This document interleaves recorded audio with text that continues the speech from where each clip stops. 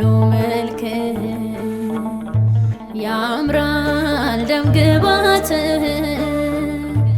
በደም ቀለም አጌጠ ልዩ ነው ላስተዋለ። መጠሪያዎቹን እናጥና። ከስሙ ጀምረን እናጥና። ይሄን በር ስሞቹን እናጥና። ይበሩ አንደኛ የአደባባዩ ደጅ ይባላል። አንድ ጥቅስ ይበቃናል፣ ብዙ ጥቅሶች ስላሉ ዘጸአት 27 ቁጥር 16 ነው። የአደባባዩንም ደጅ ከሰማያዊ አቅርበው። እስቲ ቅድሙ ደግሞ ጥሩ ነው። አቅርበን ደግሞ ከሐምራዊ ከቀይም ግምጃ ቀይራትችን የአደባባዩን ደጅ ይሄው ተጠጋን ማለት ነው። ከሰማያዊ ከሐምራዊም መብራት ስላለ ነው ችግር የለውም። ከሐምራዊ ከቀይም ግምጃ ከጥሩ በፍታ በጥልፍ በፍታ ወይንም ወፍራም የፍየል ፀጉር የተሰራ ነው። በጥልፍ አሰራር የተሰራ 20 ክንድ መጋረጃ ይሆናል። በጥልፍ አሰራር የተሰራ እነዚህ ሰማያዊ፣ ሐምራዊ ብዙ አልታዩም። ሌላ ለጊዜው ወይ ወደ ቅድሞ መመለስ እንችላለን። ብቻ ስንት ከለሮች አሉት? ሰማያዊ፣ ሐምራዊ፣ ቀይ ከለሮች አሉት። ከነዚህ የተሰራ ምን የአደባባይ ደጅ። አደባባይ የሚለውንም በአእምሯችሁ ያዙልኝ። አደባባይ ማለት የቱ መሰላችሁ? እንደገባችሁ የምታገኙት ይሄ ስፍራ መቅደሱ ጋር ሳትደርሱ የምታገኙት ይሄ ቦታ አደባባይ ይባላል። እንግሊሽ ዘ ኮርት የሚባለው ይባላል። አሁን ይሄ ምን ተባለ? የአደባባዩ ደጅ ጌት፣ የአጥር በር እንደማለት።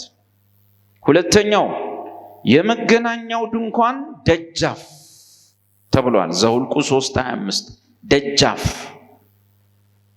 የመገናኛው ድንኳን ደጃፍ ዘኍልቍ 3:25 ጌርጌሶናውያንም በመገናኛው ድንኳን የሚጠብቁት ማደሪያው ድንኳኑ መደረቢያው የመገናኛው ድንኳን ደጃፍ መጋረጃ የመገናኛው ድንኳን ደጃፍ ይሄ መጋረጃው የመገናኛው ድንኳን ደጃፍ።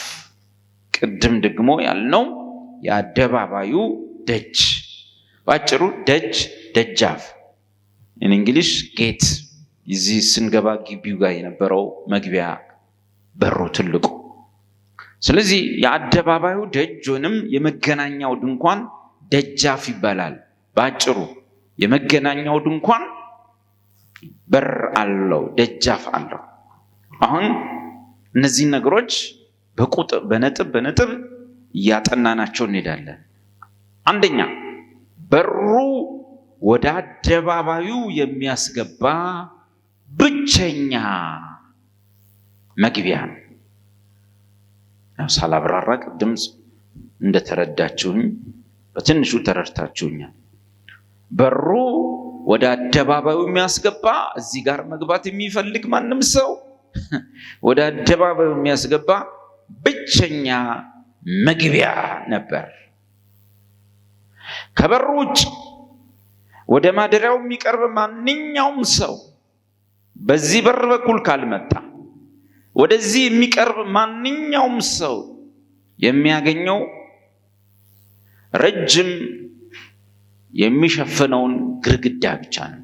እግዚአብሔርን አይ ማንም ሰው እዚህ ጋር ሲቆም ቢውል ግድግዳ ብቻ ነው የሚያገኘው። ወደዚህ ውስጥ ለመግባት የሚፈልግ ሰው በዚህ ብቻ ይመጣል።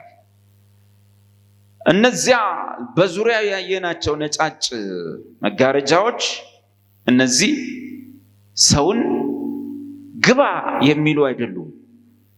ገና ስታያቸው እንዳትቀርብ፣ ውጣ፣ ኃጢአተኛ ነህ፣ ደካማ ሰው ነህ ብለው ደካማውን ሰው የሚያጋልጡ ናቸው። የእግዚአብሔርን ጽድቅ የሚያጎሉ ናቸው። እነዚህ ነጭ መጋረጃዎች ትላንት እንዳየን ብቸኛው ክፍት ሆኖ ግባ የሚለው ይሄኛው በሩ ብቻ ነው። ስለዚህ ማንም ሰው በዚህ ሲዞር ቢውል እዚህ ጋር ሲመጣ አይ እኔ በሩን አልፈልግም፣ በሩን አልወደውም፣ በሩ ይደብረኛል፣ ይሄ በሩ ይላል። ሙስሊሙ ይመጣና ሰው ነው ይላል፣ አንዱ ይመጣ ነብይ ነው ይላል፣ አንዱ ይመጣና የሆነ ነገሩትና ሌላ ይዞራል። የለም ምንም የለም። ይሄ ሁሉ እንደ ግርግዳ ቆሞ እንዳትጠጋ እንዳትገባ ዞር በል ባይ ናቸው። አማራጭ የለውም። አንድ ሰው ባይወደውም ቢወደውም በዚህ በር መጠቀም ግዴታው። ነገር ግን አንድ ሰው መጋረጃዎቹን እየተከተለ ከሄደ በመጨረሻ የሚደርሰው በሩ ጋር ነው። ለዚህ ነው ብዙ ሰው በየገዳም ዞሮ ይመጣና በኢየሱስ ይገባ። የሆነ ቦታ ባክኖ ኢየሱስ ጋር ሲደርስ ግን ይገባል፣ ይቀራል። ኃጢአት ዓለም ውስጥ ዞሮ በዚች ዓለም ኃጢአት ከዛ በበሩ ይገባል። ሲዞሩ ቢውሉ ሰዎች ለነፍሳቸው እረፍት የሚያገኙት በዚህ በር ሲገቡ ብቻ ነው። ይሄኛው አትቅረብ፣ ሂድ፣ ኃጢአተኛ ብሎ ይነግርሃል። የእግዚአብሔርን ጽድቅ ገልጦ ያንተን ኃጢአተኛነት ያሳያል። የእግዚአብሔርን ብቃት ያንተን ደካማነት ያሳያል። ይሄኛው ግን ግባ ዌልካም ይልሃል። ሁሉም ሰው ወደ ማደሪያው ድንኳን የግድ በዚህ መንገድ በተመሳሳይ መምጣት አለበት። በአዲሱ ኪዳን ሁሉም አማኞች ወደ እግዚአብሔር መንግስት የሚገቡበት ባጭሩ ስንት በር ነው? አንድ በር። ሁለተኛ በሩ በበቂ ሁኔታ ሰፊና ለመክፈትም ቀላል ነበር። በሩ ለብዙ ሰው እንደ ልቡ ገብቶ እንዲወጣ ሰፋ ያለና ለመክፈትም ቀላል ነበር። ዘጸአት 38:18 የአደባባዩም ደጅ መጋረጃ ከሰማያዊ ከሐምራዊም ከቀይም ግምጃ ከጥሩ በፍታ በጥልፍ አሰራር ይሰራ ነበር አይደል? ከዛ ደግሞ ርዝመቱ ስንት ነበር? 20 ክንድ ነበር። ቁመቱም እንደ አደባባዮቹ መጋረጃ 5 ክንድ ነው የነበረው። ለዚህ 20 ክንድ ስፋት ያለው በጨርቅ የተሰራ በበፍታ የተሰራ ነው እና ሰፋ ያለ ነው። እኔ እኮ ጠቦኝ ነው። ሰዎች አይታቸዋል። የሆነ ጫካ ሄደው የሆነ ሃይማኖት ቦታ ሄደው የሆነ ዋሻ ውስጥ በዚህ የሾለከ ሰው ኃጢአቱ ይሰራያል ይባሉና በሆነ ዋሻ ውስጥ ሰዎች ገብተው ተወሽቀው መውጣት አቅቷቸው ሰው መከራውን ይበላል። የሆነ ቦታ ሄዳሉ። ይሄ ድንጋይ ይሄ ዋሻ ጥብብ ያለች ድንጋይ እኮ ነች። በዚህ የሾለከ ሰው ጻድቅ ነው፣ ጻድቁ እከሌ ይቅር ብለውታል። በዚህ ያልሾለከ ግን ኃጢአተኛ ነው ተብሎ አይታቸዋል። በዚህ ዘመኑም ዘመኗል። ድሮ በወሬ ስናወራ ሰው አያምነንም ነበር። አሁን በቪዲዮም እየተቀረጸ በየምናምኑ ይታያል። ሊሾልኩ መከራቸውን ሲሆን በዚህ የሾለከ ጻድቅ ነው፣ ያልሾለከ ኃጥእ ነው። ከዛ ስበኋላ ቀጫጭን ሁሉ ሹልክ ይላል። ምን ሆነ ማለት ነው? ጻድቅ ሆነ ማለት እና ወፈር ያሉ ሰዎች ሁሌ ኃጢአተኛ ሆነው እኔ መቼ ነው የምጸድቀው ብሎ ይመለሳል። እንዲህ ሲሆን ሲዋል በጭራሽ ድካማ አያስፈልግም። መጽሐፍ የሚናገረው የደጃፉ በር ወደ ጎን ሰፋ ያለ በሱ በኩል አሻገረ መገናኛውን ድንኳን እንድታይ ቁመቱ መለስ ያለ ነው። ግን በኋላ ስንደርስበት የምናየው ነው። እዚህ ጋር ያለችው በር ቁመቷ ስንት ክንድ ነች? 5 ክንድ ነች አይደል? ስንሄድ እዚህ ጋር ስንደርስ ግን ሌላ መጋረጃ አለ። የቅድስቱ መጋረጃ። ቅድስት የሚባል የመጀመሪያው ክፍል አለ። ይሄኛውን ተጠጋን። ስንጠጋ መግቢያው ይሄ ግን ረጅም ነው፣ ትልቅ ነው። ውስጡም እዚህ ቤት ከፍተን ስንገባ የመጀመሪያው ክፍል ቅድስት ይባላል። ቀጥሎ ታቦቱ የሚቀመጥበት ቅድስተ ቅዱሳን ይባላል። እሱና ይሄ ረጅም መጋረጃ ናቸው። ወደ አጥሩ ተመለስልኝ። የአጥሩ ግን ሁሉም ሰው እንዲገባ ቀላል ነው። ማንም ሰው እንዲድንና ብሎ እጁን ዘርግቶ የቆመ ሰው ይመስላል። የቅድስቱና የቅድስተ ቅዱሳኑ የውስጠኛው ግቢ ግን ቁመቱ በጣም ረጅም ነው። ይሄ ግን አጠር ያለ ግን ሰፋ ያለ ነው። ኢዝሊ በቀላሉ ቤተሰብን ምንን ዘመድን ሁሉ ሰብስበህ ትገባበታል፣ ያስገባል። ሁሉም ሰው በቀላሉ ሊገባበት እንዲችል ተደርጓል። ለመግባት የሚያስፈልገው እምነት ብቻ ነው። በዚህ ብገባ አደባባይ ውስጥ እገባለሁ፣ ከእግዚአብሔርም ጋር ህብረት ይኖረኛል ብሎ ማመን ብቻ ነው። በሩ ሙሉ በሙሉ ጠባብ ቢሆን ኖሮ አንዳንዶች መግባት ይችላሉ፣ አንዳንዶች መግባት አይችሉም። ጠበብ ያለ በብረት የተሰራ ጠንካራ ቢሆን ዘመድ ያለው አስከፍቶ ይገባል፣ ጉልበተኛ ሰብሮ ይገባል። ደካማው በደጅ ይቀራል፣ ድሃው በደጅ ይቀራል። ወደ እግዚአብሔር መግባት በሰዎች ሁኔታ ላይ ይመሰረት ነበር። ነገር ግን አሁን ወደ እግዚአብሔር መግባት በሰዎች ማንነት፣ ሁኔታ፣ ዕውቀት፣ ሀብት፣ ጉልበት፣ ድካም፣ ብርታት ላይ የተመሰረተ ሳይሆን በበሩ ማንነት ላይ ተመሰረተ። በዚህ በር ልግባ ያለ ማንም ሰው እንዲገባ ተፈቅዶለታል። ሰበብ የለም። እኔ ዲያቆኑ ነው፣ ሰባኪው ነው፣ ቄሱ ናቸው፣ ማርያም መንገድ ነች ብሎ ያሳሳቱኝ ብሎ ሰበብ የለም። እኔ ሸከናው ነው፣ ኡስታዙ ነው እንደዚህ ብሎ የለም ሰበብ። እኔ ጴንጤው ነው፣ በአስራት ነው፣ በበኩራት ነው፣ በነቢያት በኩል ነው የሚገባው ብሎ ያሳሳት ሰበብ የለም። ወደ እግዚአብሔር ማንነት ህልውና ለመግባት ለኃጢአተኛው ሰው ብቸኛ ተስፋ የኢየሱስ ማንነት እንጂ የኛ ማንነት አይደለም። ብርቱም ደካማውም፣ ጉልበት ያለው የሌለውም፣ ሀብት ያለው የሌለውም፣ ዘመድ ያለው የሌለውም ሁሉም እኩል የሆኑበት ነገር አለ። ምን? ሁሉም ኃጢአት ሰርተዋል፣ የእግዚአብሔር ክብር ጎላቸው። ጉልበተኛም ደካማም በኃጢአት እኩል ናቸው። ስለዚህ ሁሉም ሊገቡበት የሚችሉበት በር ለሁሉም እኩል መሆን አለበት። እግዚአብሔር እንደዚሁ አደረገ። መግባት የሚፈልግ ሁሉ ይምጣና ይግባ።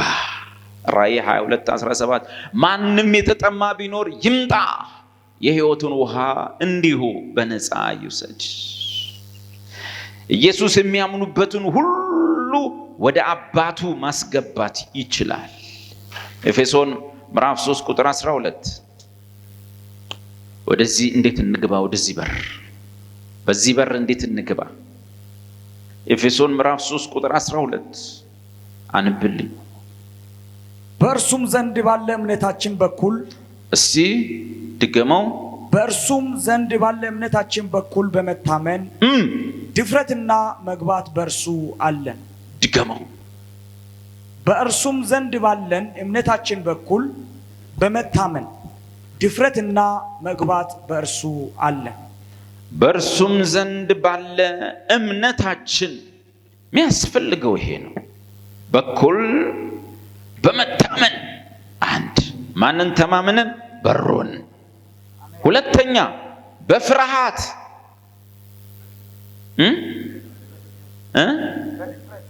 ኧረ ተው፣ በድፍረት እንደ አልተዳፈራችሁም? እግዚአብሔር የሚያክል አምላክ ጋር ዝም ብሎ የምን መዳፈር? የምን እንደመዳፈር አልተዳፈራችሁም? በፍርሃት ነው፣ በድፍረት።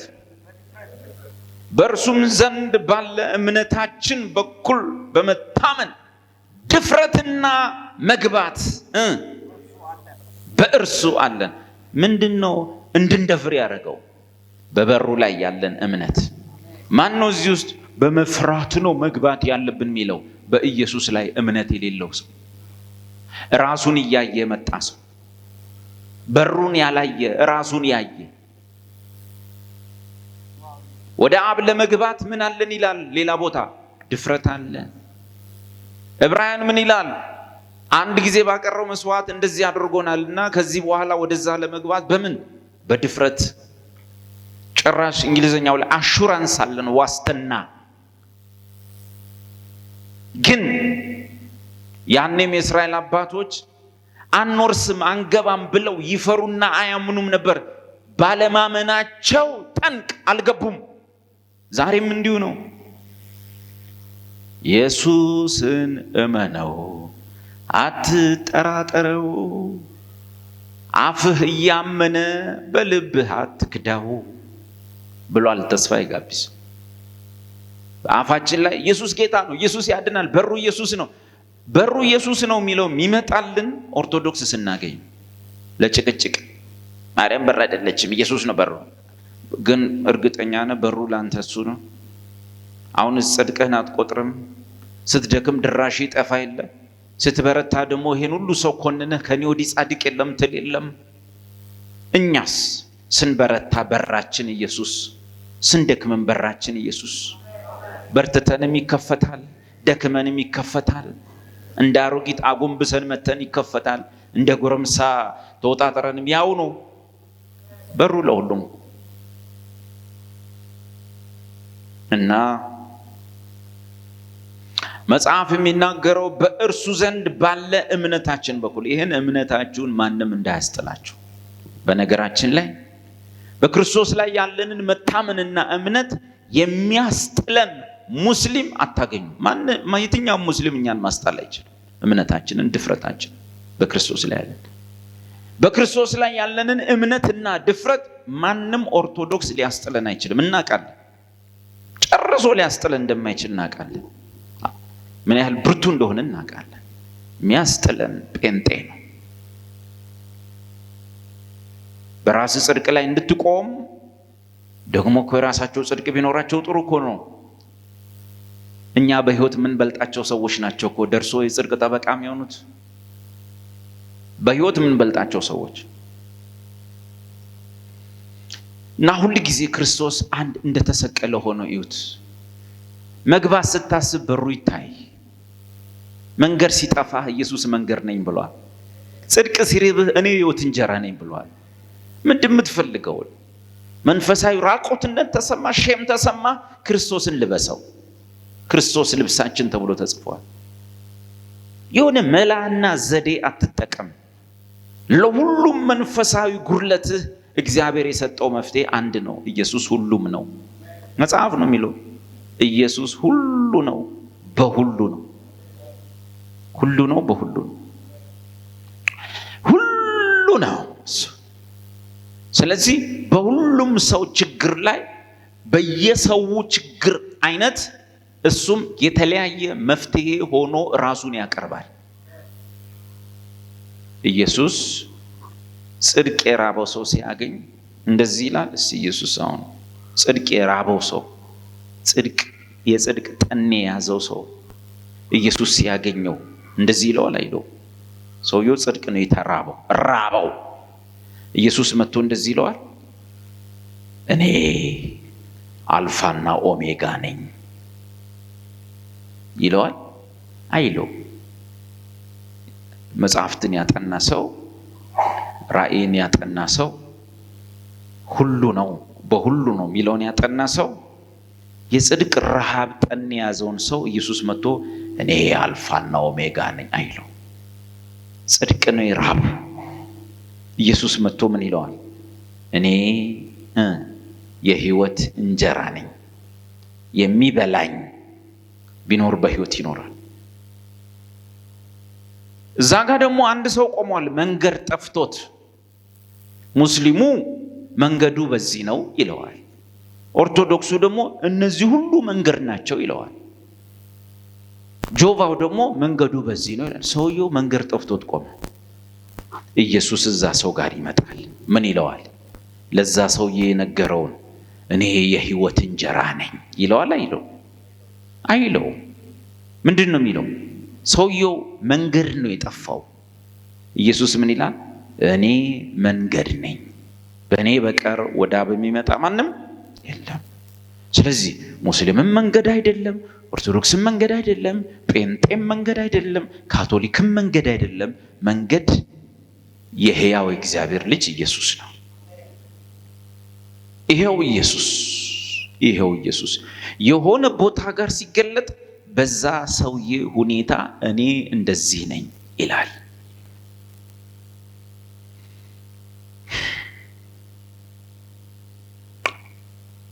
በሐዋርያት ሥራ ውስጥ ባሉ 7 ቸርቾች ራሱን እየቀያየረ ገለጠ። አንድ ኢየሱስ ለምን ራስን ትቀያይራለህ? ፍጥረት ሲፈጥርም እንዲሁ ነው፣ ሲሰራም እንደዚሁ ነው። ዘፍጥረት 1 ላይ ኤሎሂም ሰማይና ምድርን ፈጠሩ። ስሙ ኤሎሂም ነው። በቃ ኤሎሂም ኤሎሂም ኤሎሂም። አብርሃም ዘመን ጋር ሲደርስ ኤልሻዳይ ነኝ። ኤሎሂም ብለ ኤልሻዳይ ነኝ። ኤሎሂም ኃያል አምላክ የሌለውን ስፈጥር ነው። ኤልሻዳይ ደግሞ ነኝ። ስሜ ኤልሻዳይ። እንዴት? የማትችልን ሴትዮ ላስችል ነው።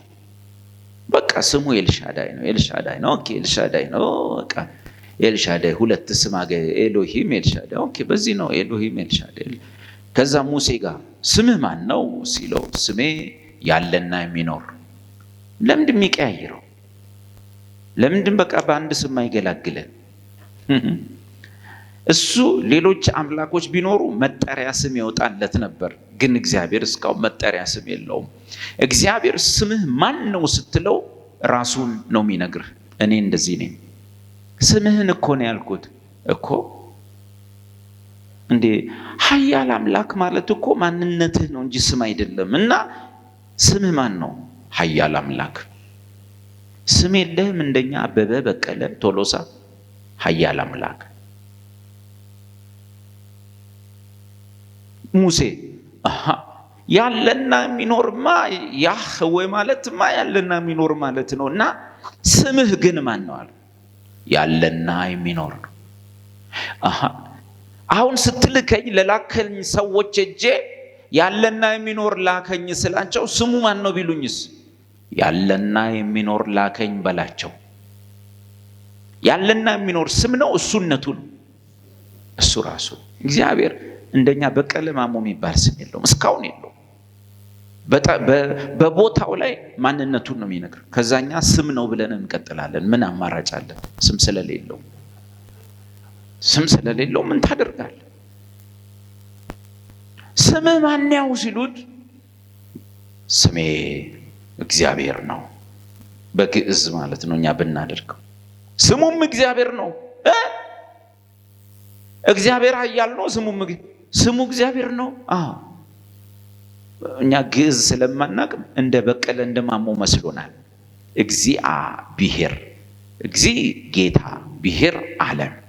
እግዚአብሔር ማለት የዓለም ጌታ፣ ስሙም የዓለም ጌታ ነው። የዓለም ጌታማ መሆኑን እኔ መቼ አጣሁት? ስም የለውም ወይ? ስሙ የዓለም ጌታ፣ የዓለም ጌታ። እኛ ሰፈር እንዳለው ልጅ ሙሉ ጌታ ምን እንደሚባለው እንደዛ መጠሪያ ነው አይደለም። ምንነቱ ነው፣ ራሱ ማንነቱ ነው፣ መጠሪያ አይደለም። እንዲሁ ነው ኢየሱስ የሚለውም ስም ሲወጣለት ስሙ ማን ነው? የሆሽዋ። አይ ስሙ የሆሽዋ። የሆሽዋ እኮ ማለት ያህዌ አዳኝ ነው ማለት ነው። አዎ እሺ፣ ያህዌማ አዳኝ ነው፣ ግን ስሙ የዚህ ሕፃን ልጅ ማን ነው? ያህዌ አዳኝ ነው። የሆሽዋ ምንድን ነው? ይሄ ስሙ ነው ወይስ የሚሰራው ስራ? አቤት፣ ስሙ ነው ወይስ የሚሰራው ስራ? ያህዌ ያድናል። ያህዌ አዳኝ ነው። አየ ስሙን የሆሽዋ ወይም ኢየሱስ ትይዋለሽ። እሱም ህዝቡን ከኃጢአታቸው ያድናቸዋል። ስራው፣ ችሎታው፣ ማንነቱን ስም ብሎ ይነግርሃል። በየሰውም ሁኔታ ሲገለጥ እንዲሁ ነው እሱ። የኤፌሶን ቤተክርስቲያን ወንጌል በጣም ትሰብካለች፣ አባላቱም በስተዋል፣ ግን ለኢየሱስ ያላቸው ፍቅር ቀንሷል። ለካ የሚሰብኩት፣ ለካ በፕሮግራም ሰዓት ተገኝተው የሚጸሉት ወዘተ ለኢየሱስ ከነበራቸው ጥልቅ ፍቅር ተነስቶ ሳይሆን መደበኛ ፕሮግራም ስለሆነ ኢየሱስ አየ። በመቅረዙ መካከል የምመላለሰው ብሎ ጀመረ። ኢየሱስ በመቅረዝ መካከል መላለሰው። ለኔ ያለህ ፍቅር ቀንሷል። ስለዚህ መቅረዙን ከስፍራ ወስዳለሁ። ለኤፌሶን ሲገለጥ በመቅረዝ ውስጥ የመመላለስ በቃ ኢየሱስ አሁን ሲገለጥ ለሁሉም እንደዚህ ነው ብለን ስናል ሰምርኔስ ጋር ደረሰ። ሰምርኔስ ደግሞ ችግራቸው ምንድነው? መከራ፣ ስቃይ፣ እስር ቤት በወንጌል እየታሰሩ መጣና ምን አለ? በመቅረዝ ውስጥ የምመላለሰው እላለው ይላል ብለን ስንጠብቅ ሞቼ የነበርኩት የተነሳሁት አንተ ስንት ነህ? ለኤፌሶን በመቅረዝ መሃል ነኝ የምመላለሰው እኔ ብለ እዚህ ደግሞ ሞቼ የነበርኩ የተነሳው ስንት ነህ አንተ? ኢየሱስ ሁሉ ነው፣ ደግሞስ በሁሉም ነው። ሰምርኔስ ላይ በመቅረዙ የምመላለሰው አይልም፣ ሞቼ ነበርኩ ያው የሆንኩት። ከዛስ ትንሽ ወረድ ብሎ ምን ይላል? እስከ ሞት ድረስ ታመኑ። ጴርጋሞን ከቤተ መንግስት ከፖለቲካ ስርዓት ጋር ተጋባሽ፣ ተሳሰረች፣ እንዲሆነች የክርስቶስ ሙሽሪት የሆነች ቤተ ክርስቲያን ከባሏ መልእክት መስማት ትታ ከነገስታት መልእክት መቀበል ጀመረች። ያን ጊዜ ደግሞ ለጴርጋሞን ቤተ ክርስቲያን አቤት ሞቼ የነበርኩት ብሎ ያለው ቀይር፣ በሁለት ወገን የተሳለ ስለታም ሰይፍ ያለው ኦሆ አንዴ በመቅረዝ ውስጥ ያለው አንዴ ሞቼ የተነሳው አሁን ደግሞ ሁለት እንደዚህ የተሳለ ሰይፍ ምንድነው እሱ? አንተ ስንት ነህ? ኢየሱስ ሁሉ ነው። ተጣብቃለች። እንደዚህ እንዲህ መለያየት አለበት። ያለ ሁሉም ስትገፉ ይቀያየራል። ሁሉም ጋር በኋላ ትንሽ ማህበር አገኘ። የሰው አቅም የላቸውም፣ የገንዘብ አቅም የላቸውም። መጽሐፍ ቅዱስ ግን ያጠናሉ። ኃይል የላቸውም፣ ግን የኢየሱስ ስም ቃሉ አላቸው። እነሱ ጋር ደግሞ መጣና የዳዊት መክፈቻ ያለው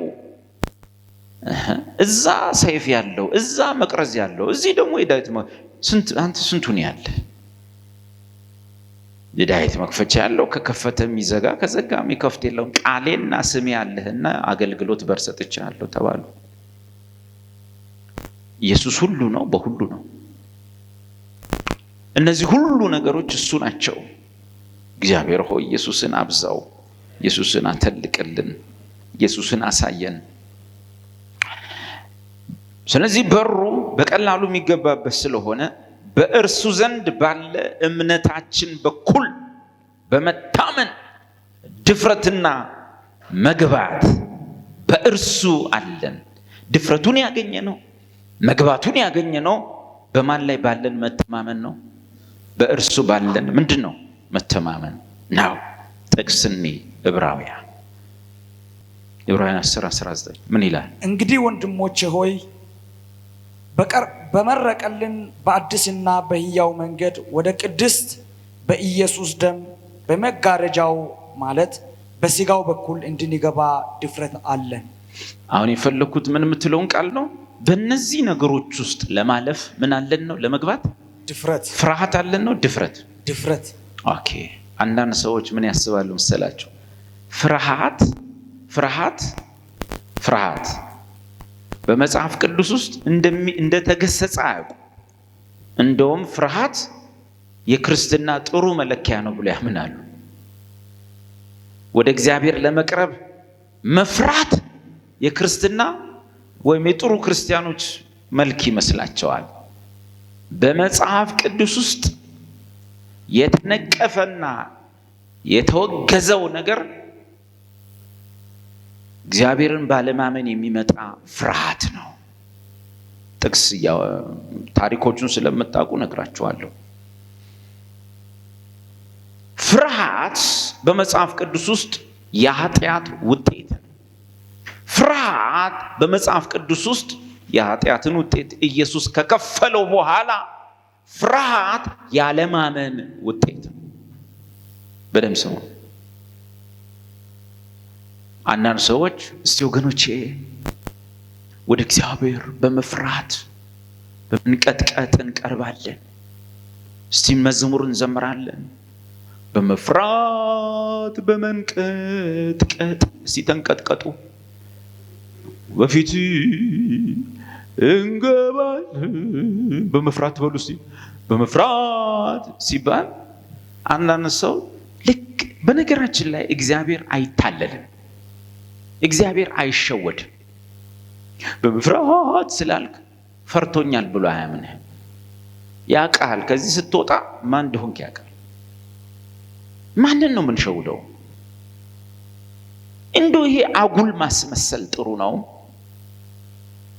በመጽሐፍ ቅዱስ ውስጥ ጥያቄ በመጀመሪያ ጊዜ ፈራ ወይንም ፍርሃት የሚለው ቃል የተጻፈው የት ጋር ነው? መቼ? በማን ላይ? አዳም ከዛ ኃጢአት በፊት ይፈራ ነበር የሚል ተጽፏል።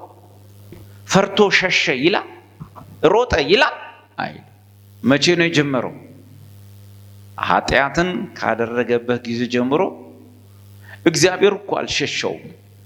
አዳም ወዴት ነህ ይለዋል። እግዚአብሔር አልሸሸም። ሰውየውስ ራቁቴን ስለሆንኩ ፈራው ተሸሸኩ። የምን ውጤት ነው? የምን ውጤት? የውድቀት፣ የኃጢአት፣ የእባብ ውጤት። የእግዚአብሔር ፕሮግራም አይደለም። የእግዚአብሔር ፍላጎት አይደለም። እግዚአብሔርማ አዳም ብሎ መጣ። ሰውየው የሸሸ ጫካ ለጫካ ይሮጣል። መጨረሻ ይሄው እግዚአብሔር አዳም ወዴት ነህ፣ አዳም ወዴት ነህ ያለው እግዚአብሔር በስጋ መጣ። ሰው እየሮጠ ተቸገረ። መጣ እዚሁ መሬት ፍለጋ። ምን እንደሆነ ታውቃላችሁ? ሰው ሆኖ ሲመጣ ዮሐንስ ወንጌል ላይ እንኳን ሰው ከሱ ሮጦ ሊሄድ ቀርቶ ሁለት ሰዎች የመጥምቁ ዮሐንስም ተከታዮች ደቀ መዛሙርቶች ኢየሱስ በዛ ሲያልፍ ከኋላው መከተል ጀመሩ። እንኳን ሊሮጡ ከኋላው ኢየሱስም ዞር ብሎ አያቸው። ምን ትፈልጋላችሁ አላቸው። መምህር ሆይ ወዴት እንደምትኖር ለማወቅ ነው አሉት። መታችሁ እዩ። ቀኑን ሙሉ ከሱ ጋር ዋሉ። ድሮ አዳም ሲል ይሮጥ የነበረው ሕዝብ ከሺህ ዓመታት በኋላ በደብረ ሲና ተራራ ላይ እግዚአብሔር ኦኬ እስቲ ሕዝብ ከቀረበ ድንገት ብሎ ሙሴ አቤት ሕዝቡን ሁሉ ከ3 ቀን በኋላ እገለጥላችኋለሁ፣ ፊት ለፊት አወራችኋለሁ እና ራሳችሁን ቀድሱ በላቸው። ሕዝቡ ደስ አለው። እግዚአብሔር ከነገ ወዲያ ሊገለጥ ነው፣ ልናየው ነው። ከዛሬ ጀምሮ ሙሴ ብቻ እግዚአብሔርን ሰማው አየው ብሎ ነገር የለም፣ እኛም እናያለን ምናምን ነው። ከዛ ሙሴ ያው እሱ ቅዱስ ስለሆነ ተቀደሱ። ከ3 ቀን በኋላ ኦኬ ምንዳ መቀደሳቸው ነው። በእነሱ ቤት ሻወር ወሰዱ፣ ታጠቡ፣ ወንዝ ወረዱ፣ ተለቃለቁ። ከዛ 3 ቀን ሙሉ ሚስቶቻቸው ጋር አልተኙ። ሚስትም እዛው ባል ምን ሊሆን? አቤት አሁን ንጹህ ነን። ከማን ጋር እናወራለን? ከእግዚአብሔር ጋር። ተሳክቷል። ከዛ በኋላ ነስተናል፣ ታጠበናል ብለው ሌሊቱን ነገ ሊነጋ ማለት ነው ቀድሞ ቦታ ለመያዝ ሌሊቱን ተራራው ስር መተው ተኮለኩ። ሌሊት አንዳንዱ ሊነጋጋ አካባቢ ሲደርስ ቦታ ተይዟል። ከኋላው ተራራው ዛ 2 ሚሊዮን ሰው ተቀድሶ ታጥቦ ታጥኖ ሚስቱን ሳይነካ አቤት ቅድስና! ማንን? መላእክት እንኳን በፊቱ ንጹህ የማይሆኑትን አምላክ አይሰው ጉራው! አቤት የሰው ጉራ! ተራራው ግርጌ በሌሊት የመጣ ሰው እግዚአብሔርን ያመስግን። በስማም ዛሬ ፊት ለፊት ነው። እንዴት ነህ እግዚአብሔር እየለዋለሁ። አርፍዶ የመጣ ከኋላ ሆኖ ወይኔ በምን ሰዓት እንቅልፍ ጥሎኝ ጠላት ተዋክቶኝ ሰይጣን ተኮለኮሉ። ተራራው ጢም ማለት ግርጌው ሜዳው 2 ሚሊዮን ህዝብ።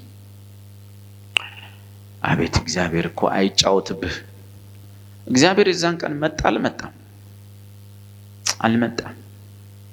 የመምጣቱ ምልክት ሆነ።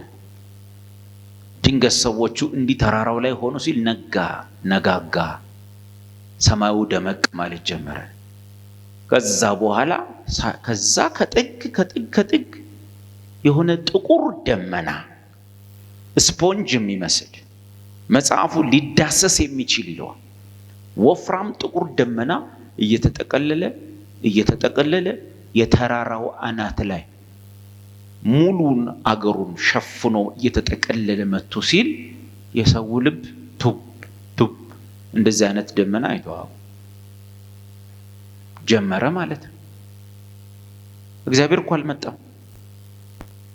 መሪዎች አዲስ አበባ ላይ ጠቅላይ ሚኒስትሩ መኪናቸው ከማለፉ በፊት ብዙ ሞተር ሳይክሎች ያልፋሉ። ቤቤቤናሪ ያልፋሉ።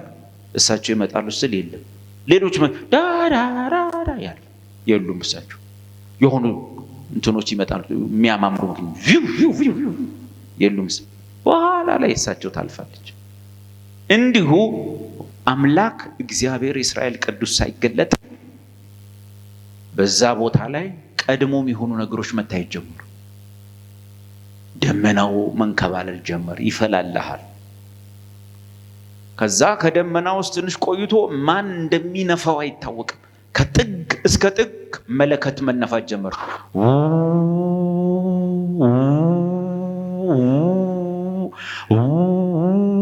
እነ ሚካኤል እነ ገብርኤል ካሉም እነ ሩፋኤል እነ ራጉኤል ከደመና ውስጥ ወንድሜ ያኔ ሁለት ልብ ቢመኖርህ መጥቷል። የለም ምን ሆነዋል? ሰዎቹ ተቀድሰዋል። 3 ቀን ወደ ኒያቲ ወደዛ ዙሪ።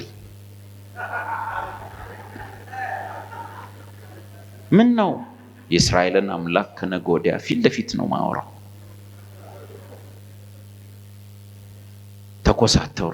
አይተሃል? አንዳንድ ጴንጤ ሲኮሳተር ሰላም ነስ ጌታ ይባረክ ያሉ ምን መሆኑ ነው? መቀደሱ ችግር የለውም። እኛን መፎገር ትችላለህ። እሱ ግን እሱ ያለዚህ በር መድፈር አትችልም።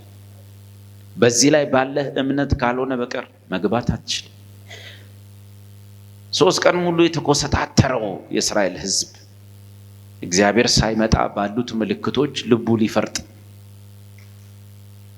መለከቱ እየተነፋ በዚህ መሃል ከደመናው መሃል የመለከት ድምፅ ከሚወጣበት መሃል መብረቅ መንጎድ ጀመረ።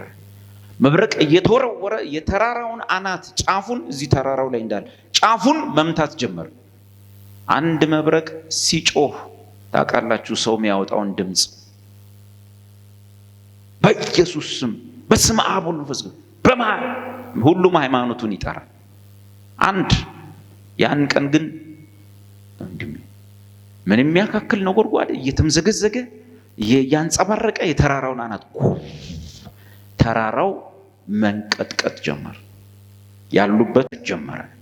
ቀና ሲሉ የተራራው ድንጋይ እንደኛ ዛፍ ጫካ የለው። ድንጋዩ መንደር ጀምሯል፣ መክሰል ጀምሯል። ድምፁ አስፈሪ ነው። በዛው እናትዬ በዚህ ሰዓት ምንድን የሚያዋጣ? ቀጥሎ ያለውን መጠበቅ ነው የሚያዋጣ። ዋናው ሲመጣ ምን ሊሆን? በዚህ አስፈሪ ነገር ውስጥ ያሉ ሰዎች በጠዋት እግዚአብሔርን እንዴት ነህ እግዚአብሔር ሰሞኑን አሪፍ ሆኛለሁ ተቀድሻለሁ ምን ጾሜያለሁ ጸልያለሁ ብሎ ሊቆም ያስበው ሰው ይሄ ሲሆን መጀመሪያ ቀድሞ ሮጦ እዚህ መጣ ሲዞር ሰው ነው እስከ መጨረሻው። ምን ያስባል? በምን ቀን ነው እዚህ ጋር የመጣሁት? እግሬን በሰበረው ያስ አርፍዶ ከኋላ የመጣው ቅድም ሲማረር የነበረው ወይኔ እንቅልፍ ይጠላኝ ተወገኝ ሰይጣን እንቅልፍ ጥሎብኝ ብሎ ከኋላ አሳልፉኝ ሲል ኧረ እባክህ እዛው ሁን እኛ የመጣነው የተባለው ሰውዬስ እግዚአብሔርን እያመሰገን እግዚአብሔር ለካ ለኔ አስቦ ነው እንቅልፍ ይጠላኝ። ለምን ይመቻል? ዋናው በዚህ ሰዓት ምንድን ነው? መሮጥ ነው። ለጫማው በኋላ ይታሰብበታል። ህዝቡ አንዱ ባንዱ ላይ ሩጫ የ3 ቀን ቅድስና የሶስት ቀን መኮሳተር ምንድነው? እዛ ጋር አንቺና እሱ እዛ ጋር ቆማችሁ የምታወሩት ይሄ ቸርች አይደል እንዴ? ገብታችሁ አትጸልዩ?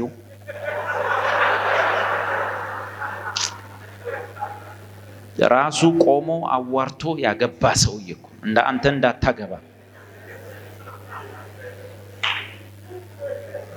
ወዘተ።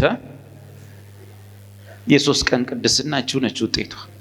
ሲኮንን ይዋል ያለ ሰው የሆነ ቀን እንዲህ ስትል ለቅሶ ቤት ቁጭ ብሎ ካርታውን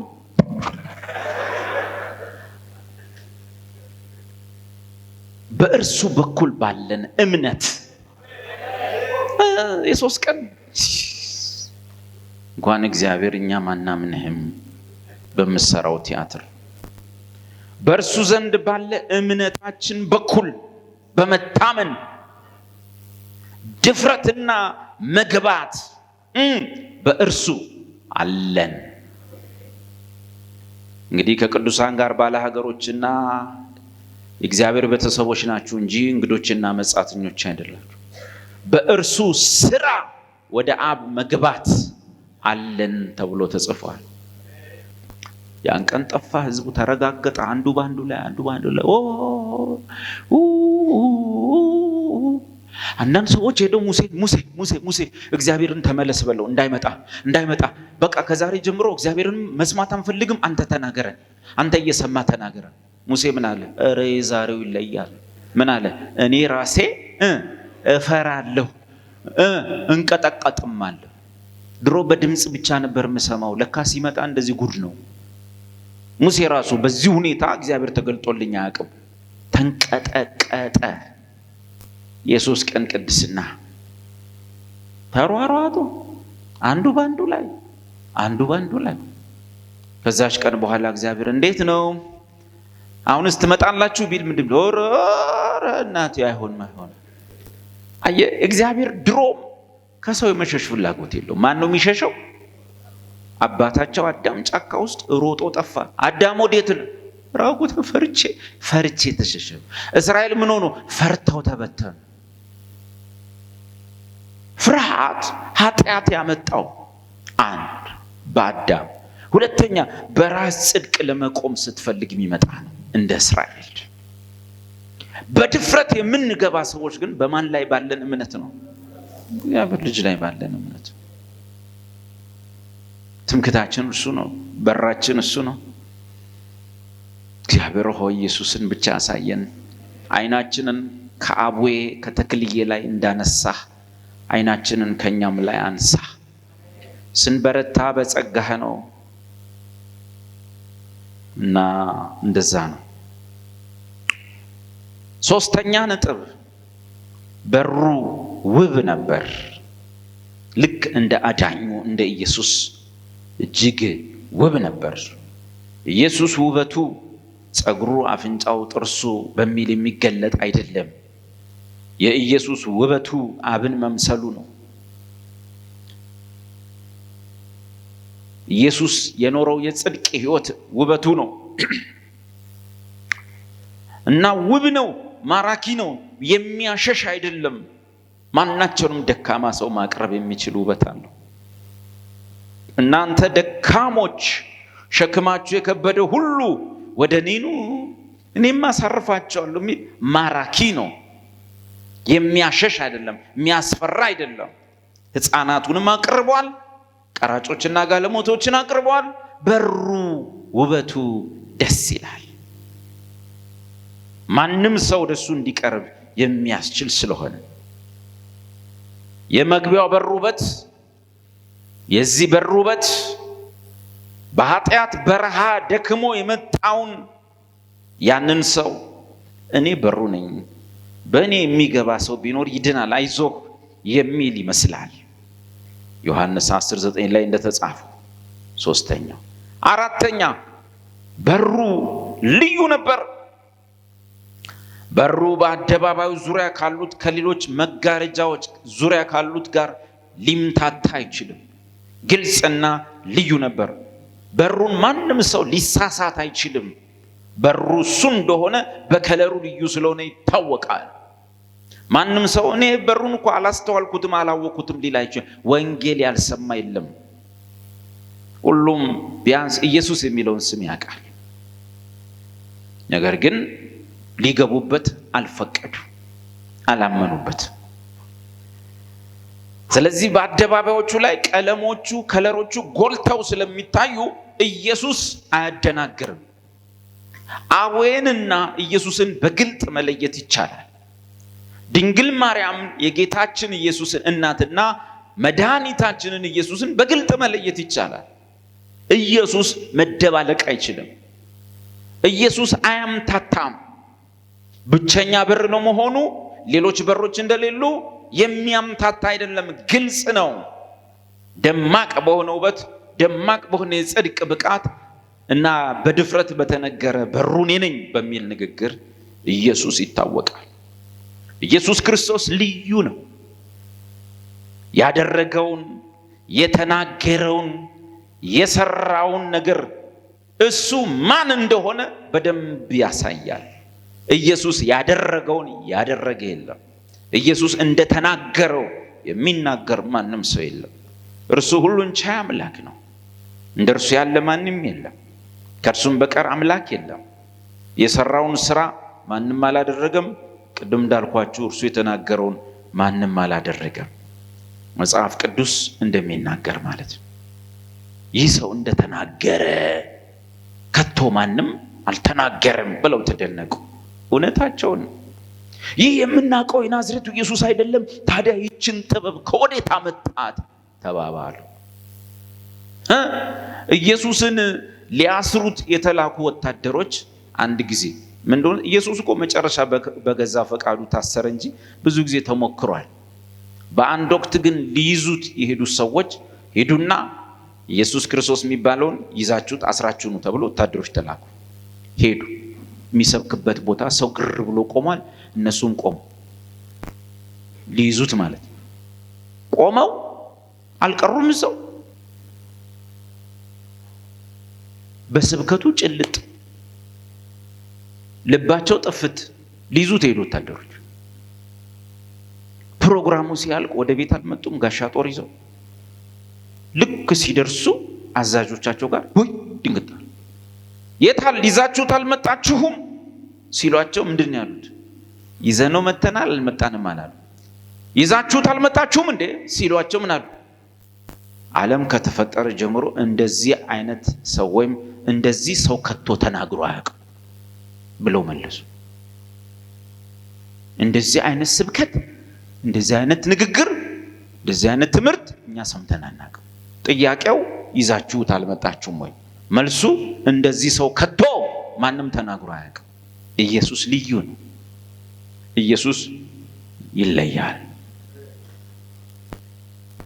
በሩ ልዩ ነው፣ አያምታታም። እሷ ማማላጅ እሱ ማማላጅ አያስብልም። በእግዚአብሔርና በሰው መካከል ያለው መካከለኛ እሱ ለመሆኑ ምንም አያሻማም። ሆነ ተብሎ ለመጣመም ተፈልጎ ትውልድ ከእጃቸው እንዳይወጣ ለማድረግ ካልሆነ በቀር ኢየሱስና እውነተኛው ሊቀ ካህናትና ሌሎች የእግዚአብሔር ሰዎች ልዩነታቸው ግልጥ ነው። በማርያምና በኢየሱስ መካከል፣ በመሐመድና በኢየሱስ መካከል፣ በጻድቃን ሰማዕታትና በኢየሱስ መካከል፣ በብሉይ አባቶችና በኢየሱስ መካከል፣ በታላላቅ ነቢያትና በኢየሱስ መካከል ልዩነቱ ግልጽ ነው።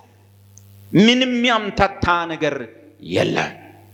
ስለዚህ በሩ ልዩ ነው። ቅድም እንዳልኳችሁ ይሄንን ስዞሩ ብትሉ ተመሳሳይ የለም፣ እሱን የሚመስል የለም። ይሄ በር ግልጽና የማያሻማ በሩ። አምስተኛ የዚህ የማደሪያው ድንኳን የመጨረሻው ስራ ነው። ይሄ ሁሉ ተሰርቶ ካለቀ በኋላ መጨረሻ ላይ የተሰራ ነው። ምን ማለት ነው የመጨረሻ ስራ? በሩ የማደሪያው ድንኳን የመጨረሻ ስራ ነበር ስንል ወደ እግዚአብሔር ለመግባት የሚያስፈልገው ስራ መጠናቀቁን ያሳያል።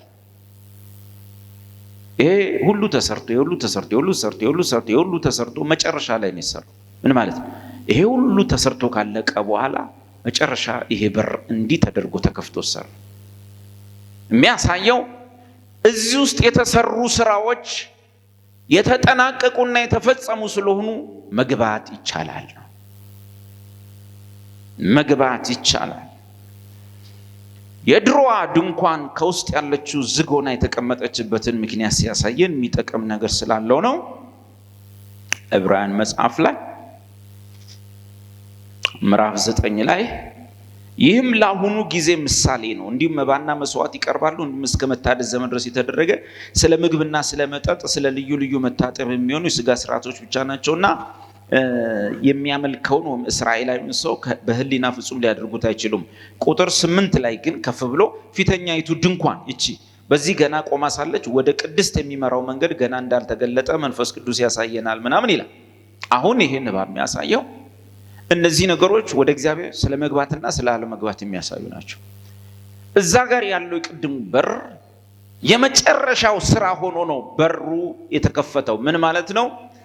ለሰዎቹ የሚያስፈልገው የእግዚአብሔር ስራ በአዲስ ኪዳን ስለተጠናቀቀ የሚያምኑበት ሰዎች ይግቡ ወይም መግባት ይችላሉ። የድሮ ግን ገና አልተከፈተም ነበረ። ውስጥ ያለ አለ፣ እዚህ ጋር በውስጥ በኩል ያለ ያ የሚያሳየው ወደ እግዚአብሔር መግባት ገና እንዳልተቻለ ነው። እሱም ኢየሱስ የሞተ ቀን መጋረጃው ከታች ወደ ላይ ነው፣ ከላይ ወደ ታች። አቤት ያ ውስጥ ያለው ስንደርስበት እናያለን። ከላይ ወደ ታች ተቀደደ። ከታች ወደ ላይ ቢሆን የተቀደደው የሆነ ሰውዬን የቀደደው አንድ ተንኮለኛ ቄስ እንላለን። ከላይ ወደ ታች ግን ረጅም ነው እና ከተቀደደ ማን ነው ቀዳጁ? እግዚአብሔር ነው። ስለዚህ ክርስቶስ የሰጠው መዳን ተጨማሪ ነገሮች አያስፈልጉትም። ኢየሱስ ክርስቶስ የሰጠን የደህንነት መንገድ በጾም የሚገኝ፣ በጸሎት የሚገኝ፣ ገዳም በመግባት የሚገኝ፣ በአስራት የሚገኝ፣ በበኩራት የሚገኝ ጽድቅ አይደለም። የተጠናቀቀ ስራ ነው። በሩ የመጨረሻው የተጠናቀቀ ስራ እንደሆነ አሁን የበሩ ሐሳብ የበሩ ምንነት ሐሳብ ይሄ ሲሆን የተሰራበትን ማቴሪያል ደግሞ እኒና ኢየሱስን እንየው።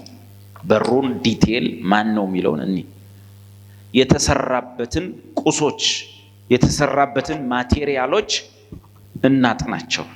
ዘጸአት 38 ቁጥር 18 አሁን ደግማን ማቴሪያሉን እናጥና። ከዛ ጌታ ኢየሱስን እንየው።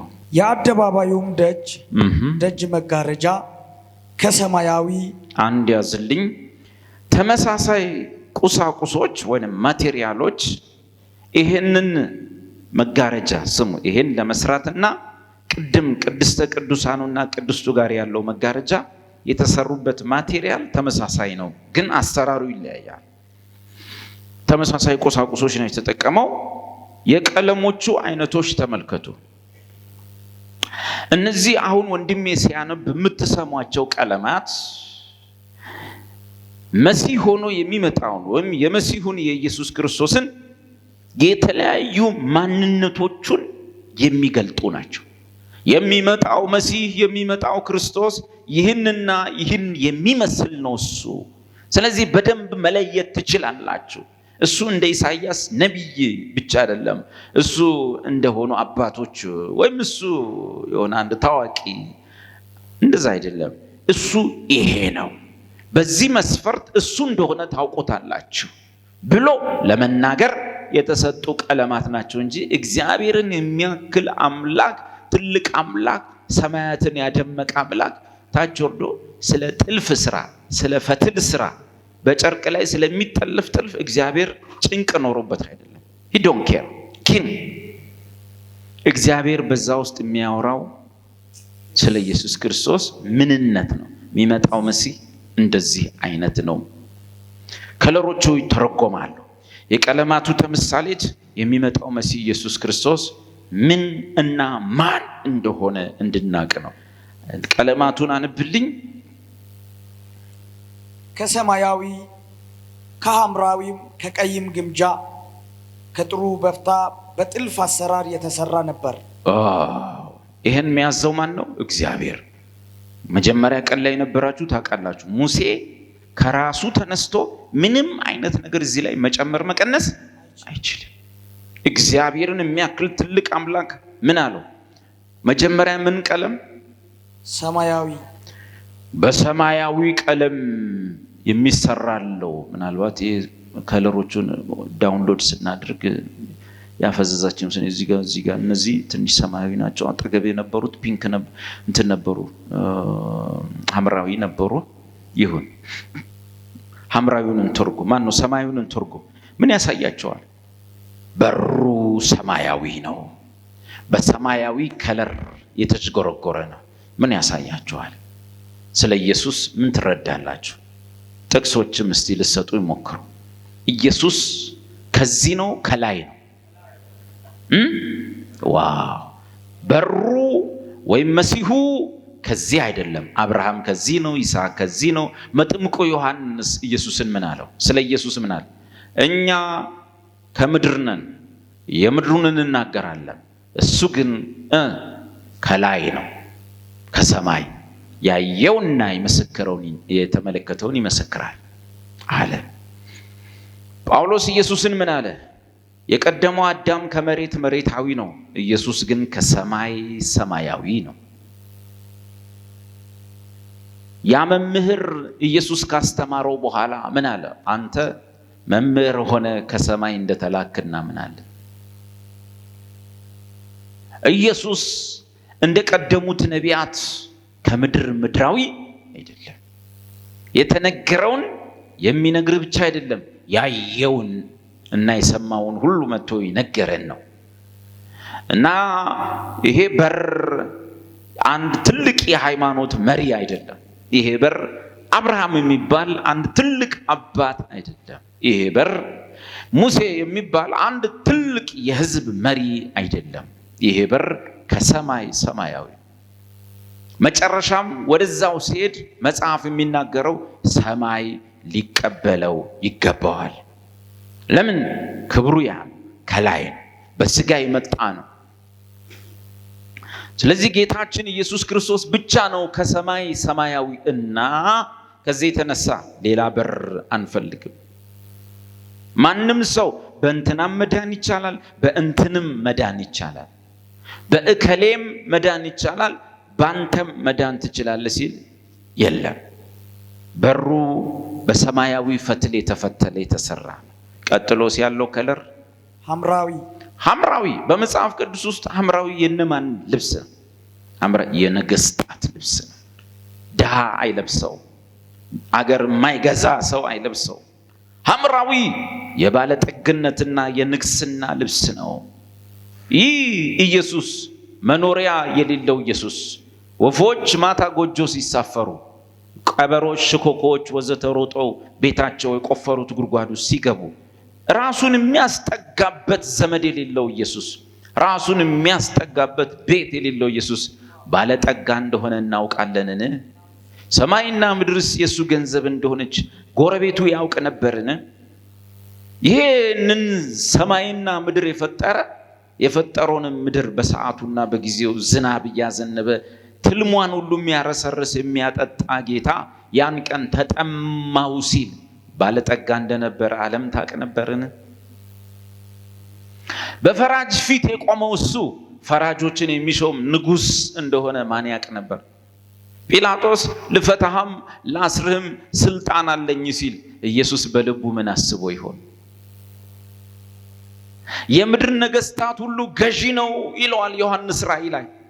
ናቡከደነጾር የሚባል ጉልበተኛ ከኔ ውጭ ንጉሥ የለም ያለ የወርቅ ራስ በመስኮት ወጣና የባቢሎንን ከተማ እየቀብረር አለ።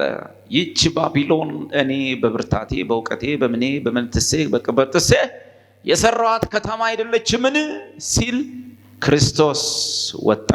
ጣቱ ያቺ አመንዝራዋ ሴትዮ ልትወገር ስትል በጣቱ መሬት ላይ የጻፈው እሱ እዛ ላይ ጻፈ።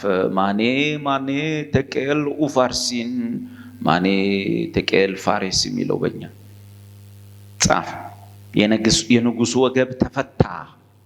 የናቡከደነጾር ልጅ ናቡከደነጾር በምንድነው በመስኮት ወጥቶ እቺ ባቢሎን የሰራዋትን ሲል ደግሞ ድምፁ መጣ። የማን? ልዑሉ ክርስቶስ ምን አለው? ናቡከደነጾር ሆይ ልዑሉ በሰው መንግስት ሁሉ ላይ እንደሚሰለጥን እስክታውቅ ድረስ ከሰው ተለይታ አውሬ ትሆናለህ። ልዑሉ ትንሽ ቆየና ዳንኤል እንደዚህ አለ፣ ልዑሉ ማን ነው? ልዑሉ ማን ነው? ልዑሉ ማን ነው? ትንሽ ሲቆይ ምን አለ? የሰው ልጅ የሚመስለውን አየሁ። ሃሌሉያ! የሰው ልጅ የሚመስለውን አየሁት። በዘመናት ወደ ሸመገለው ማለትም ወደ እግዚአብሔር አብ አቀረቡት። መላእክት አጅበውታል። የብሉይ ኪዳን የእምነት አባቶችና እናቶች አጅበውታል። አብ ፊት ቆመ።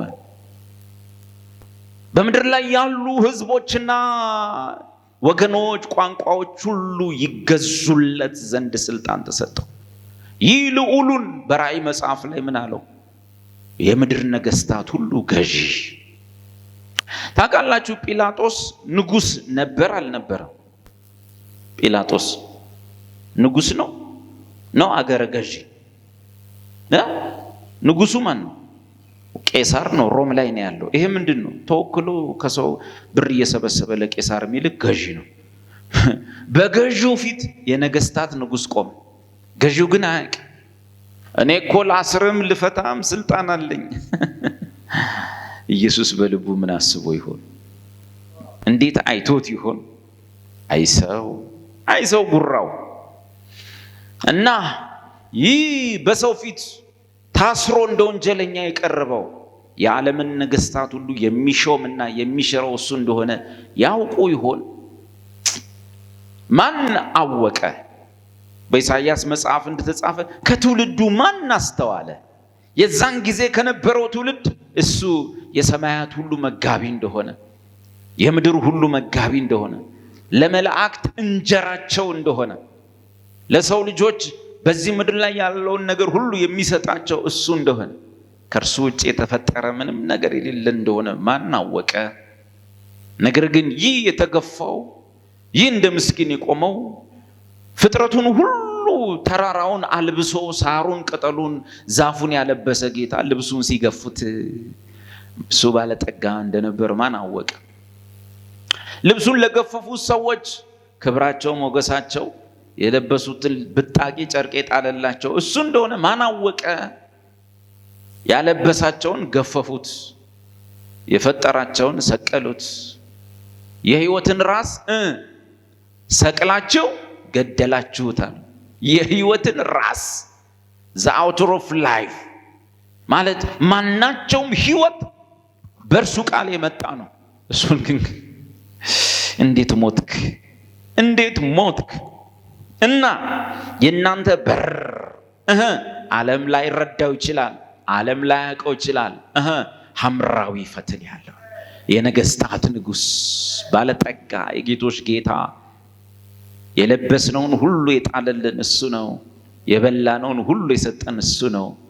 ምድርን በዝናብ ያረሰረሰ፣ ቦዋን ትልሟን ሁሉ በወንዞች የሞላ እሱ ነው። ተጠማው ብሎ የጮኸው ጨካኙ የሰው ልጅ ልቡ ይገለጥ ዘንድ፣ ጨካኝ መሆኑ ሰው፣ ክፉ መሆኑ ሰው ልቡ ይገለጥ ዘንድ ኢየሱስ በዛን ቀን ላይ የአብንም የሰውንም ልብ ገለጠ። ዛያቺ መስቀል ላይ ሆኖ አብ ለሰው ልጆች ያለው ፍቅር በዚያው መስቀል ላይ ተገለጠ። ለምን ተውከኝ ሲለው ዝም ብሎት ሙትላቸው ብሎ ያንኑ ቀን የሰዎች ጭካኔና ጥላቻ ለእግዚአብሔር ተገለጠ። ልጁን ኢየሱስ ላይ እያላገጡ ሰው ለእግዚአብሔር ያለው ጥላቻ፣ እግዚአብሔር ለሰው ያለው ፍቅር በዛ መስቀል ተገለጠ። ይህ ሰው ሐምራዊ ለባሽ እንደሆነ ማን ያውቃል? ይህ ባለጠጎችን ያበለጠገ እሱ እንደሆነ ማን ተረዳ? የኛ በር ዓለም አይረዳው፣ ዓለም አይወቀው። ሃይማኖተኞችም በሱ በኩል አይደለም፣ በራሴ በጾሜ በጸሎቴ ይበሉ። ለኛ ኢየሱስ ባለጠጋ፣ ለኛ ኢየሱስ ንጉስ ነው። የነገስታት ንጉስ ነው። የምድር ነገስታት ሁሉ ገዢ ነው። ሐምራዊው። ሌላስ? ቀይም ግምጃ። ገምቱ። ቀይ ሁል ጊዜ ከድሮ ታሪክ ላንሳላችሁ። አንዲት ጋለሞታ ሴትዮ ነበረች፣ ረዓብ የምትባል ጋለሞታ። ምን ማለት እንደሆነ ታውቃላችሁ? በዝሙት አዳሪነት የምትተዳደር፣ ቤተሰቦቿንም በዚሁ በዝሙት ስራ የምታስተዳድር ምስኪን ሴት ነች። ወይ ኑሮ ከብዷት ወይ በወቅቱ የነበረው ማህበረሰባዊ አኗኗር አስገድደዋት ወይ ሕፃናት ወንድሞቿን ለማሳደግ ወይ ሽማግሌና አሮጊት እናቷን ለመጦር ራሷን ሸጣ የምትኖር ያውም የሷ መሸታ ቤት የከተማው በር ላይ ያለ ወጪ ገቢ ሁሉ ሊስተናገድበት የሚችል ቤት ነው። ከተማው ጥግ ላይ ሳይሆን መግቢያው በሩ ላይ ነው የሷ ቡና ቤት። ይቺ ሴትዮ እዛ ቡና ቤት ውስጥ ቁጭ ብላ ከዛም ከዚህም ከመንገደኛው የሚመጣውን ወሬ ትሰማለች። በዛ ሰሞን ግን ትሰማ የነበረው ወሬ ለወጥ ያለ ነው። እረ አምላካቸው ብርቱ የሆኑ ህዝቦች እየመጡ ነው አሉ። ብዙ ነገስታትን እያጠፉ የመጡ ነው። ቁጥራቸው ትንሽ ነው አሉ። ከነገስታት ከመሪዎች ከህዝቦች ተረጋግተው ከሚኖሩት በቁጥር ያነሱ ናቸው። ግን ማንም ሊያቆማቸው አይችልም። ምክንያቱም አምላካቸው ብርቱ ነው ተብሏል። ግብፅ አገር በነበሩ ሰዓት ባህር ተሻግረው ነው ያለፉት አሉ። ባህሩ ተከፈለ አሉ። አምላካቸው ኃያል ነው አሉ የሚል ትሰማለች። እየቀዳች ጠጇን ትሰማለች። ሁሉም ወሬውን አውርቶ ቤቱ ሄደተኛል። እሷ በዚህ አምላክ እያመነች መጣች። ይሄ ምን አይነት አምላክ ነው? ሁሉ ተንቀጥቅጧል። የባቢሎን አጥር ዙሪያው በግንብ በድንጋይ የታጠረ ቢሆንም እየተወራ ያለው ወሬ የከተማውን ሰው ልብ አርዶታል። ይቺ ሴት ኢየሱስ ክርስቶስ ሰውን የሚያድነው እንዴት እንደሆነ ይታወቅ ዘንድ ትምህርት እንድትሰጥ ኢያሱ የላካቸው ሰላዮች 2 ሰላዮች ከተማ ውስጥ ገብተው ከተማውን እያጠኑ እያለ ሲታወቅባቸው ሮጠው ሸሽተው ተሯሩጠው የዚች ሴትዮ ቤት ውስጥ ገቡ። የእስራኤል ሰላዮች ለሴትዮዋም እባክሽን አድኝን፣ ውለታዋ ይልን ወዘተ አለቻቸው አሏት። እሷም ወስዳ ይወላችሁ ሚቀላት ለወታደሮቹ አሳልፎ መስጠት ነው። በልቧ ግን እነዚህ ህዝቦች እነዚህ ሰዎች አምላካቸው ኃይለኛ ምን እንዳለች ታውቃለህ? ምን እንዳለቻቸው በኋላ ነው እና መጽሐፉ ምን ይላል? ወስዳ በእምነት ማለት ነው። በእምነት እነሱን ደበቀች። ልክ ሙሴ እንደሸሸጉት እሷ ወስዳ አልብሳ የሆነ እህል ምናምን የሚሰጣበት ማስጫ ስር ደብቃቸው ከላይ እህል አሰጣች። መጡ ሰዎቹ ይሮጡ። እዚህ ቤት ሰዎች ገብተዋል። 2 ሰዎች ገብተዋል። ውይ መተው ነበረ። አሁን እኮ በዚህ በኩል ሮጠው ወጡ። ዞር ብሎ ሲያዩ ምንም የለም፣ የተሰጣ እህል ነው ያለው። ወጡ። ወዲያው ግን ከውስጥ አወጣቻቸውና እባካችሁ ቃል ግቡልኝ። ምን? ስለናንተ ወሬ ተሰምቷል። አምላካችሁ ይሄንን ስለዚህ እባካችሁ ምሕረት ለኔ ይደረግል። መታችሁ ከተማዋን በሰይፍ ስታጠፉ ለኔና ለቤተሰቤ ምሕረት አድርጉልኝ። እንደምትመጡ እንደምታሸንፉ እንደምትወርሱ አውቃል። ሰዎቹ እንዲያሏት ችግር የለም መተን ከተማውን ስናፈር ስናጠፋ አንቺ እንዳትጠፊ አንድ ነገር ታደርጊያለሽ። ቀይ ደም የሚመስል ደም የሚመስል የሐር ጨርቅ እንደዚህ ቀስታዩ ከሩቅ ደም ነው ይመስላል። የሐር ጨርቅ በመስኮትሽ በኩል ወደ ታች ትለቂያለሽ እና አንቺም ያንቺ የሆኑትን ሁሉ የምትፈልጊውን ሰው ሁሉ ጠርተሽ እዛ ቤት ውስጥ ይቀመጥ እና ይህንን ካየን በቤት ውስጥ ያለው ሰው ሁሉ ይድናል። አንድ ሰው እንኳ ልብ በሉ፣ አንድ ሰው አይጠፋም። ግን ካላደረግሽ አንቺም ሁላችሁም ትጠፋላችሁ። ከደሙ ንጹህ ነን። ያን ካደረግሽ ግን ካንቺ ቤተሰብ ውስጥ እዛ ቤት ውስጥ የተኮለኮለ የራሱ ጸጉር አንዲቱ አጠፋ ብለው ማሉላት። ከዚያ በኋላ እንደዚያ ሆነ። ምን እንደሆነ ታውቃላችሁ? የሚገርም ኢያሪኮ እንዴት ነው የተሸነፈው? ግንቡን ማፍረስ አልተቻለም። በጦር ኃይል ገፍተ መግባታችን ከግንቡ ነው ቀስት የሚለቁብህ። ስለዚህ ያለው አማራጭ ራቅ ብለው ከተማውን ዞሮ ብዙ ቀናት ዞሩ። በሰባተኛው ቀን ላይ ጦር አልተወረወረም፣ ሰይፍ አልተነቀነቀም፣ ጦር አልተወዘወዘም። ምንድን ነው? መለከት አድርገው ካህናቱ ግንቡ ከዛ እንዳለ ድርምስ ያገሩ ዙሪያው ልክ መሬት መንቀጥቀስ ሲመጣ እንደሚፈራል። የሚገርማቸው ይቺ ሴትዮ ያለችበት ቤት የከተማው አጥር ግንብ ላይ እንደ ቻይና የቻይናን ግንብ ታውቃላችሁ? እንደዛ ነው። ላዩ ላይ ሰው ሁሉ ይሄዳል። ግንቡ ላይ ነው ቤቷ። ሙሉ ከተማው ግንቡ ሲፈርስ የእሷ ቤት ያለበት ግንብ አልፈረሰም። ውስጡ ህይወት አለ። በዛ ላይ አርኪኦሎጂ እንኳን በቅርብ በነጮቹ 90ዎች ውስጥ የኢያሪኮ አካባቢ ያሉ ፍራሾች ሲጠኑ የሷ ቤት ጋር ያሉት ድንጋዮች እስካሁን አሉ። አሻው ምናምን አሉ፣ ግን ምልክቱ አለ። እና በዛ ቤት ያለ ሰው ሁሉ የገባ ሁሉ ተረፈ። ያተረፋቸው ምንድን ነው? እምነታቸው። በእምነት አደረጉ። መጽሐፉ ጋለሞታይቱ ረዓብ በእምነት የእግዚአብሔር ሐሳብ ቀይ ፈትል ደም በተመለከተ ያለው መሲሁ ካልሞተ ስርየት ያለ። ዕብራውያን 9 ደም ሳይፈስ ስርየት የለም። የኢየሱስ ክርስቶስ ደም ከኃጢአት ሁሉ ያነጻናልና የገዛ ደሙን ይዞ ወደ ቅድስት ገባ። እነዚህ ነገሮች ሁሉ የሚያወሩት ስለ ኢየሱስ ክርስቶስ ደም ነው።